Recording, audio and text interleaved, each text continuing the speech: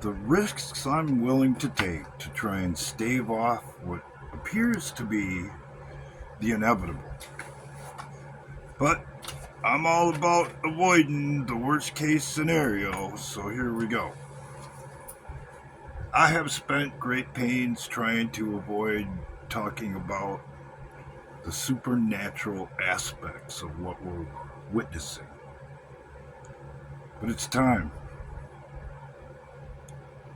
The people who are in charge and minions of the philosophy and system that's trying to be installed have no idea what they're screwing with. To them, it's a neat way to rebel against the system, and it's cool with their friends or whatever to promote stuff like that. But the reality of it is, they're inviting things into this existence that aren't supposed to be here.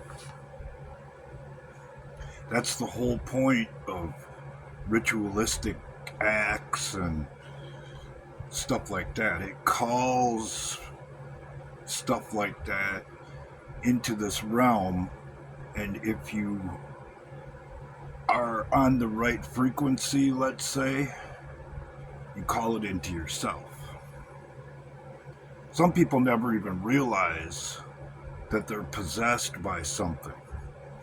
And there are all kinds of aspects to possession that come out in the real world as gluttony, greed, selfishness, so forth and so on. Arrogance in particular. But that's merely the beginning of it.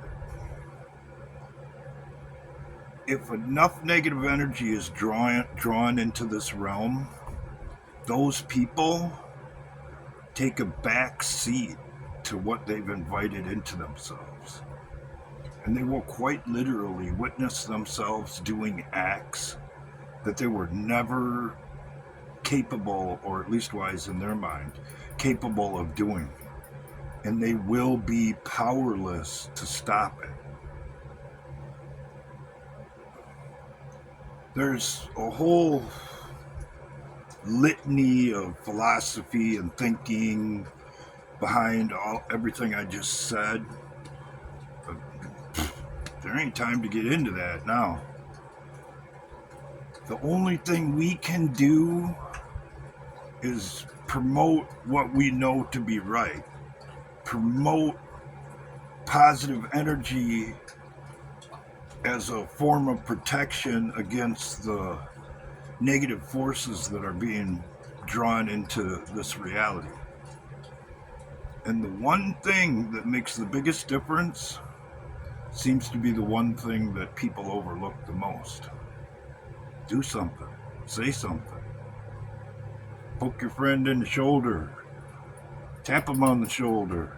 Yell in their ear. Hey, look at that. Hey, look at this. Because when you don't do anything or are timid about it, you yourself, whether you realize it or not, are supporting and working for the other side. And when that energy comes in, it's going to come into you. Because you didn't build up your muscles, I guess you could say, to spiritually resist that kind of force coming to pass. I don't know if I explained it very good, but the concept of what I'm talking about, it's written throughout Christianity, at least was the philosophy of it. That whole philosophy was represented without all of the side stories and this and that and chapter and verse to guard against the negative force that would love nothing more than to take over and rule our reality.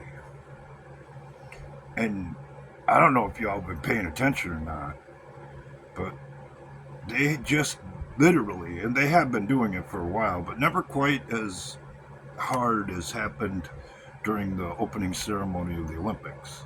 They're literally jumping out of the closet. They are inviting that stuff into this reality by doing that in a public way. But like I said before, they don't have no idea where it leads and no idea what they're messing with.